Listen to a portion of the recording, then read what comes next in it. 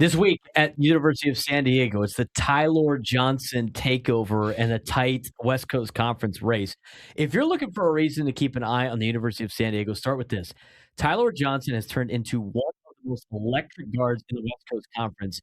New York City ACC background, now running the show in San Diego, and he's not just fitting in, he's taking over games. Ty-Laur Johnson has become the engine of this team, and statistically, one of the best guards in the league, Frank. Yeah, leads the West Coast Conference right now in scoring at 20.3 points a game.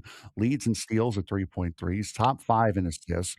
Multiple takeover performances he's had recently. He just had 28 points against Washington State in one of the more near perfect games that USD has played this season.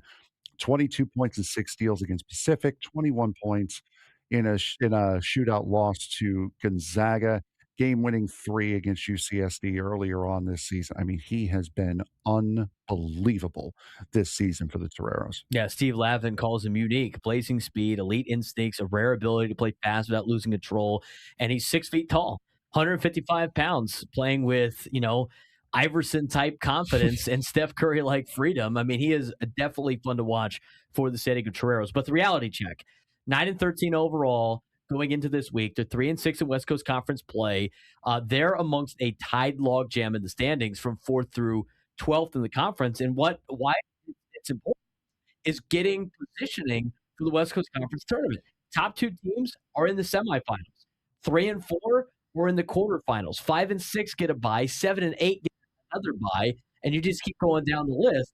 You want to finish outside that bottom 4, but San Diego, based on 4 through 12 being in a logjam, has a really good opportunity to get a bye until Sunday in the West Coast Conference tournament. Like the top 3, that's going to be Gonzaga, it's going to be St. Mary's, it's going to be Santa Clara. But from there on out, it's a good chance to not have to start your West Coast Conference tournament in Vegas on a Thursday and instead start either Friday, Saturday, or Sunday, which does a multitude of things in trying to make a run in the West Coast Conference tournament. And they have the ability to do it. I mean, they've beaten Washington State. They blew out Pepperdine, who, as we're recording this, they're getting ready to play Pepperdine up in Malibu.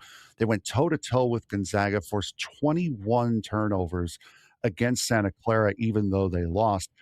They do compete. I mean, this team's inconsistency right now is shot making and not effort. They have the grit to be able to win these games and make a push in the West Coast Conference tournament if they could just get the consistency down right now. USD's not out of this yet from the men's side. The margin of error is very thin. They're at Pepperdine this week.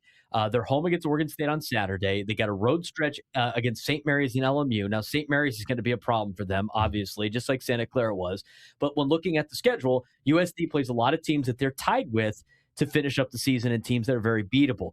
West Coast Conference tournament seeding's on the line. Whether USD avoids the opening Thursday night in Vegas is on the line, and whether this season becomes growth or another missed opportunity for the men's basketball program. On the women's side, don't overlook the women's team. They're fighting. I mean, they're lower in the standings, but they just had a big win against LMU, who was second place in the West Coast Conference and the only team to beat Oregon State, who's number 1 in the conference, and they're sitting in the same position as the men's team. It is a logjam in the tournament. Same rules apply. Don't want to play on Thursday.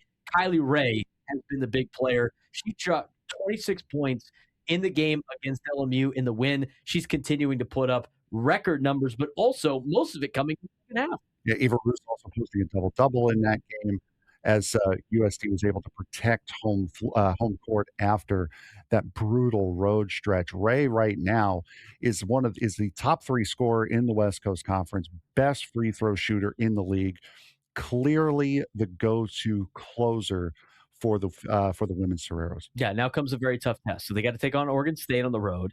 They got to take on Portland on the road. Oregon State's the number 1 team in the conference. The only team that they have lost to this season has been LMU, who you just beat.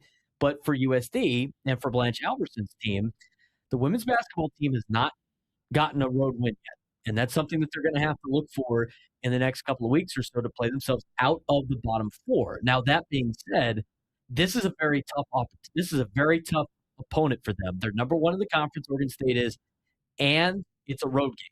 So we'll see how the Toreros do. But the biggest problem for the women's team is they start off slow, and then they rally back. Kylie Ray dropped like 20 points in the second half, and then they come up a possession short. They are slowly starting to figure out how to win as a team, and they need to continue to do that in Blanche Alverson's first year. But as for the Toreros, both the men and the women are in the exact same spot right now, and that's our weekly update.